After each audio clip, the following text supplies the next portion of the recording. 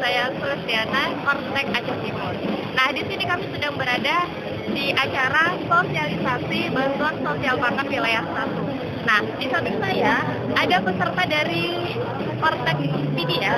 Saya Dana, saya sebagai Kortek Bansos Pangan di Kabupaten sini, Provinsi Aceh, dan kebetulan kita hari ini ada di Bandung, ya. Bandung tepatnya di Haris Hotel dan Festival Kekasih Budaya ya. Pastinya hari ini kami sedang kegiatan sosialisasi bantuan sosial pangan tahun 2019 menuju target Sustainable Development Goal atau SDGs. Iya, benar banget. Dan meningkatkan kapasitas ya. Kecepatan sasaran melalui transformasi BPNT.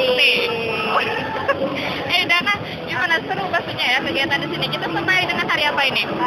Insya Allah kita mulai dari tanggal 9 ya, sampai dengan 12 April 2019. Ya, di hari Jumat kita akan selesai. Nah, di sini bukan hanya Kortek ya, tapi kita juga menghadiri acara ini dengan para kadis di kabupaten kota. Ya, kita bisa lihat ini Dana ya, keramaiannya di jadi kebetulan yang diundang 11 ya. Iya, 11 provinsi, kemudian terdiri dari 181 kortek kota. Ya. Dan berapa insan? Ya. Untuk kadisnya? Tapi juga 181 di kabupaten kota.